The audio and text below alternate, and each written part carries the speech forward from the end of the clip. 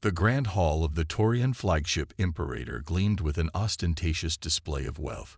Crystalline chandeliers suspended from vaulted ceilings, holographic battle scenes commemorating Taurian victories, and the distinctive scent of Kava incense that may humanize water, but delighted Taurian sensibilities. Elias Mercer stood uncomfortably in his dress uniform, the silver pins of engineering excellence catching the light as he shifted his weight from one foot to another. At 32, he'd spent the last 5 years developing countermeasures against Taurian war machines, never expecting to find himself honored at a victory celebration hosted by the enemy themselves. The recent peace accord had turned former adversaries into uneasy allies overnight. "The human engineer approaches," announced a Taurian attendant, voice amplified by the chamber's acoustics.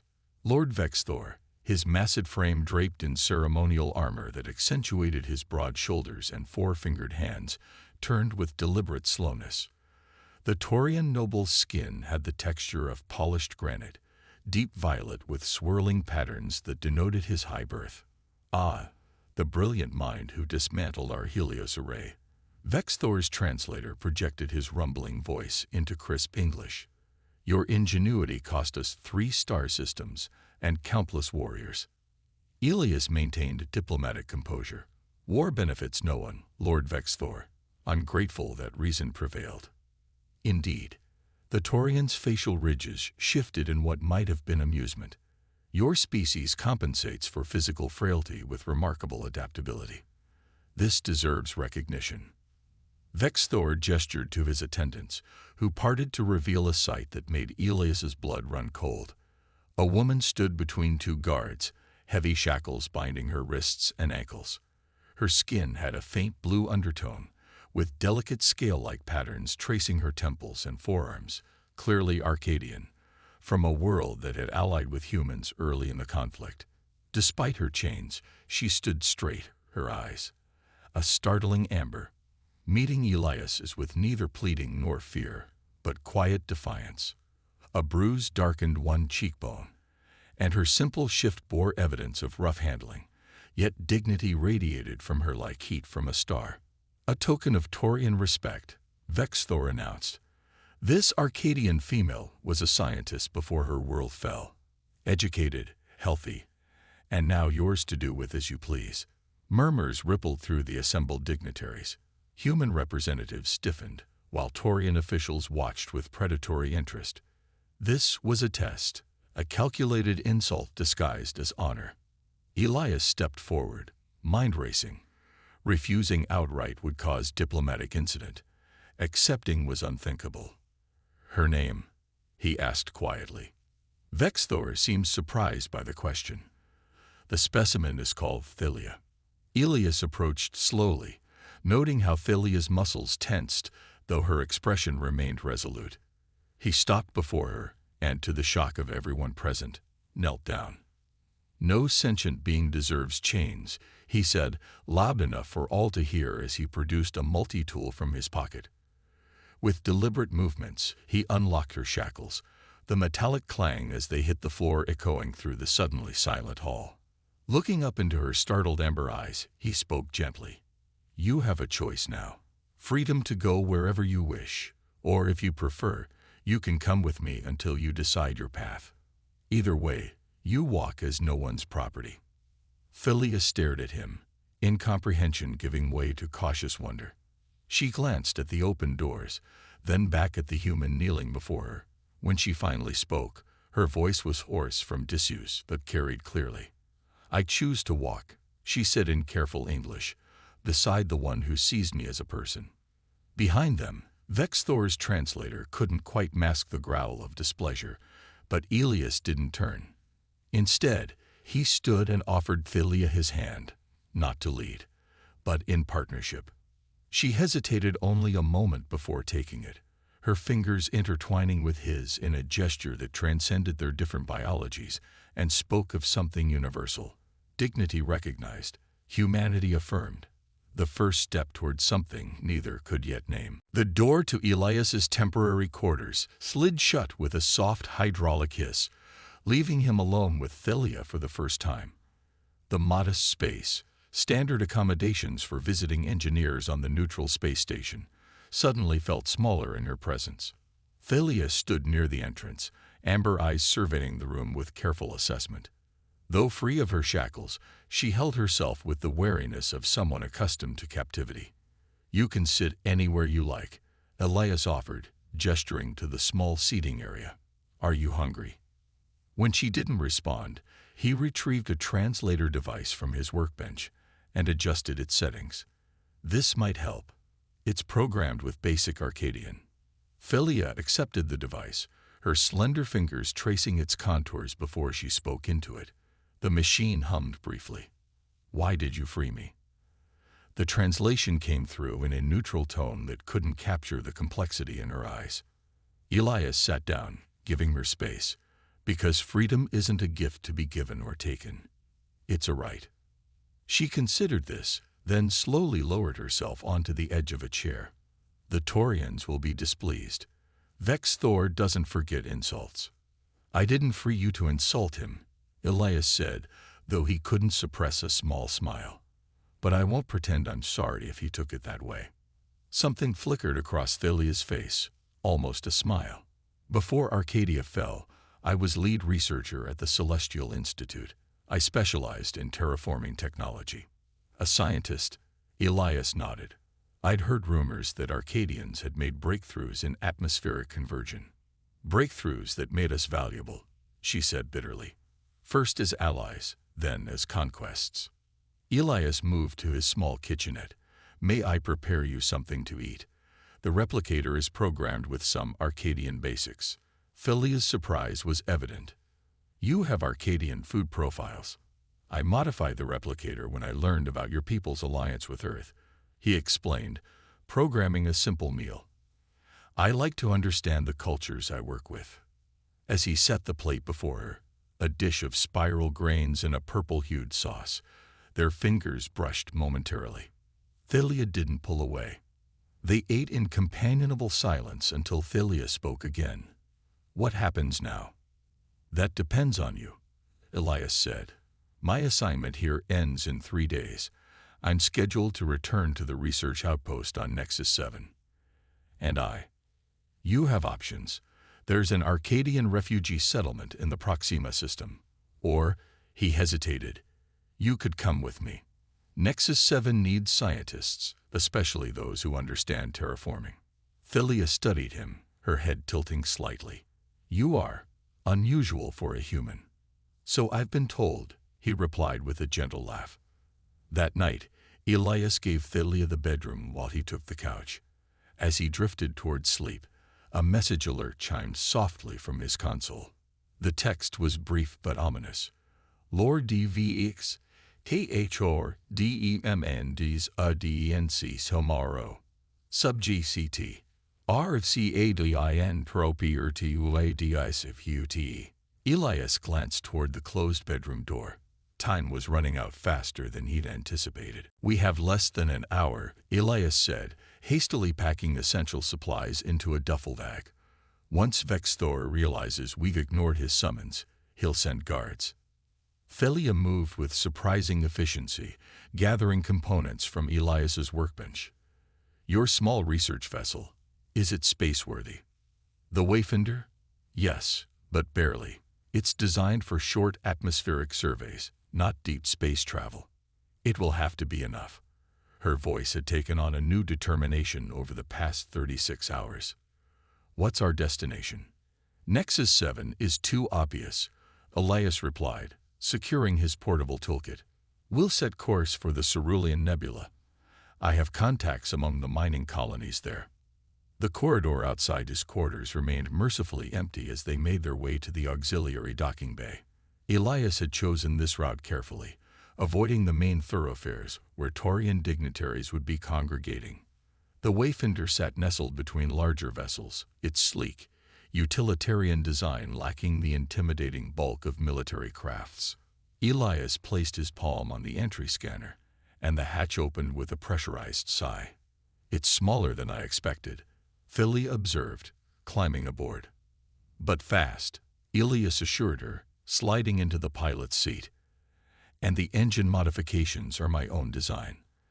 As his fingers danced across the control panel, alarms suddenly blared throughout the docking bay. A security override announcement echoed through the station. ATTNTY1. Unauthorized. DEPA or TURI prohibited. Docking clamps engaged.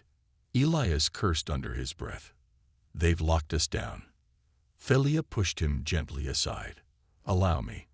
Her hands moved with practiced precision over the ship's systems. Arcadian security protocols were the foundation for these networks. There are always. She paused as the console blinked green. Weaknesses. The docking clamps released with a heavy clunk. Impressive. Elias breathed as he guided the ship out of the bay, just as the first security officers rushed in.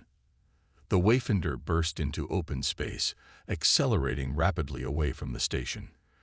For a brief moment, Elias allowed himself to hope they'd made a clean escape. Then the proximity alerts wailed. Taurian interceptors, Philia announced, studying the rear scanners. 3 of them. The small vessel shuddered as the first warning shots passed too close to their hull. Elias pushed the engines harder, weaving through debris from an old satellite field that surrounded the station. They're gaining, Philia reported tensely. A direct hit rocked the ship, sending diagnostic warnings flashing across the console. The life support system flickered ominously.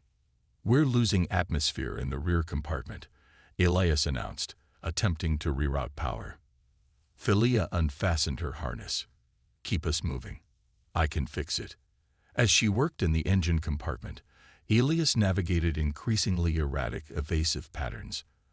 Another blast struck them, this time knocking out their primary navigation array. Philia, he called out.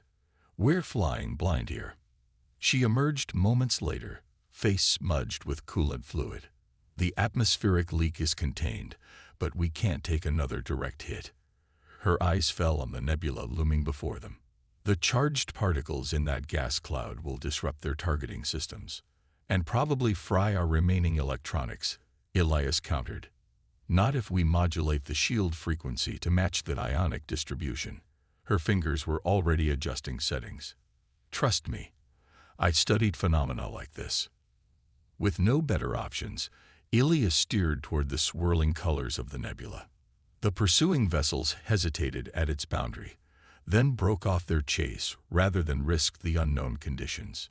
Inside the nebula, the Wayfinder's systems stabilized under Philia's expert calibrations. The immediate danger past, they drifted into the heart of the cosmic cloud, surrounded by billowing curtains of purple and blue. In the sudden quiet of the cockpit, they turned to each other. Philia's hand found his, their fingers intertwining just as they had in the grand hall. We made it, she whispered. Together. Elias agreed, leaning closer. Their first kiss was tentative, a gentle discovery of differences and similarities. Her lips cooler than human standard, his warmth surprising to her. When they separated, Philia's amber eyes held a new light. I never imagined freedom would feel like this, she said softly. Against the backdrop of the nebula's cosmic beauty, they kissed again, no longer fugitives and savior, but equals finding something precious amidst the stars. Nexus 7 greeted them with the controlled chaos characteristic of frontier outposts. The biodome that encased the settlement shimmered with artificial sunlight, illuminating streets where a dozen different species conducted their daily business. It's not much, Elias said as he led Philia through the residential sector, but it's genuinely neutral territory.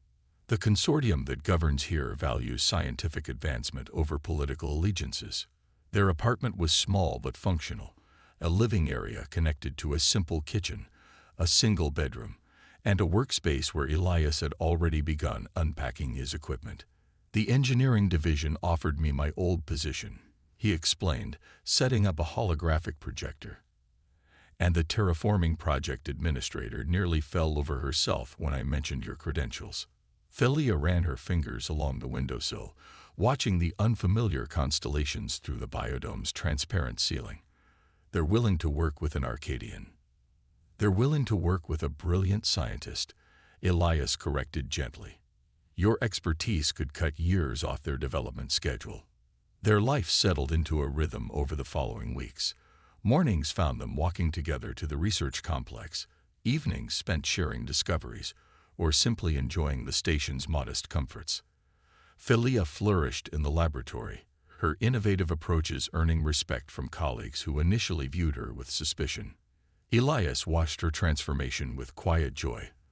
The way she gradually held her head higher, how her laughter came more freely, the increasing confidence in her voice during project meetings. At night, their relationship deepened. Cultural differences became sources of fascination rather than obstacles. Elias learned the significance of Arcadian scale patterns, how they flushed deeper blue when Philia was emotional. She discovered the sensitivity of human fingertips, the way Elias's pupils dilated when she traced the delicate scales along her collarbone. In Arcadian tradition, she explained one night as they lay entangled in sheets, her head resting on his chest, physical intimacy is considered a form of communication as complex as language. Then we've been having some very eloquent conversations, Elias murmured into her hair, eliciting a chuckle that vibrated pleasantly against his skin. But their sanctuary wasn't without challenges. 6 months after their arrival, Philia collapsed during a laboratory demonstration. The medical facility had limited experience with Arcadian physiology, but the diagnosis was clear enough. A degenerative condition unique to her species, triggered by prolonged exposure to the station's atmospheric composition. It's manageable, the physician assured them, but without specialized Arcadian treatments. Elias spent sleepless nights researching alternatives, eventually locating a trader with connections to an underground network of Arcadian healers who had escaped the Taurian conquest. I'll find them, he promised Philia as her condition slowly worsened. Whatever it takes. The journey took him to 3 different systems and depleted their savings, but Elias returned 2 weeks later with a small vial of iridescent medication. Within days, color returned to Philia's scales, her strength gradually rebuilding. As she recovered, Philia found Elias at his workbench late one night, designing modifications to the station's environmental systems. "What are you working on?" she asked, draping a blanket over his shoulders. "A recalibration of the atmospheric processors," he explained, showing her the schematics, "to make Nexus 7 more compatible with Arcadian biology." She stared at the complex designs, understanding the weeks of work they represented. "You're doing this for me." Elias turned to face her, taking her hands in his. "I want this place to be home for you. Not just somewhere you can survive, but somewhere you can thrive." Philia touched her forehead to his, an intimate gesture in Arcadian culture. "Home isn't about the atmosphere," she whispered. "It's about who shares it with you." The diplomatic vessel Concordia gleamed against the backdrop of Earth's orbital station, its design incorporating elements from all 3 major powers: human ingenuity, Taurian strength, and Arcadian elegance. 1 year after their escape, Elias and Philia stood side by side in their formal attire, watching the approach through the observation deck. "I never thought I'd return to Earth," Elias admitted, adjusting the collar of his diplomatic uniform. "I never thought I'd see it at all," Philia replied, her traditional Arcadian robes shimmering with embedded data patterns, a modern interpretation of her culture's scientific regalia. The news had reached Nexus 7 3 weeks earlier. Lord Vexthor had been deposed in a political coup, replaced by a progressive faction, eager to establish lasting peace. Among their first initiatives was a summit bringing together representatives from all affected worlds. "The last surviving scientific ambassador of Arcadia," Elias said, studying her profile with pride. "They couldn't have chosen better." Philia's expression remained composed, but her scales flushed slightly. "I represent what remains of my people. The responsibility is considerable." The Earth delegation received them with appropriate ceremony. Admiral Kingston, who had worked with Elias during the war, clasped his hand warmly. "Your innovations on Nexus 7 have caught everyone's attention. the Admiral said. Particularly the Atmospheric Harmonization Project. The Arcadian representatives specifically requested your presence. That was primarily Dr. Philia's work, Elias corrected, using the title she had earned but been denied under Taurian rule. Kingston nodded respectfully toward Philia. Then we're doubly fortunate to have you both. The summit chambers buzzed with activity. Diplomats, scientists, and military officials from dozens of worlds gathered around a massive circular table. When Philia was called to present the Arcadian perspective, a hush fell over the assembly. She stood with quiet dignity, her voice clear and unwavering, as she described both the devastation of her world and the possibilities for restoration. The technical data she presented on cooperative terraforming efforts sparked intense discussion among the scientific community. We cannot reclaim what was lost, she concluded, but we can build something new together. Not as conquerors and conquered, but as equals with complementary knowledge. From across the chamber, Elias noticed a familiar figure observing Philia with undisguised interest, a Taurian with distinctive aristocratic markings, though not Vexthor himself. Later, at the reception, the Taurian approached them. I am Ravkan, nephew to the former Lord Vexthor. He introduced himself with a formal bow. I wish to extend personal apologies for my uncle's outdated perspectives. Philia's posture stiffened almost imperceptibly. Apologies are meaningful only when accompanied by changed behavior. Indeed, Ravkan agreed, which is why I've come to offer restoration of Arcadian scientific archives as a gesture of reconciliation. My uncle had them preserved, not out of respect, but for their value. I believe they belong with their rightful custodian. After the Taurian departed, Elias and Talia stepped out onto a private balcony overlooking Earth's night side, city lights tracing human civilization across the darkness. Are you all right? Elias asked gently. Better than I expected, she replied. There was a time I dreamed of nothing but revenge. Now, she gestured toward the planet below. I find myself dreaming of rebuilding instead.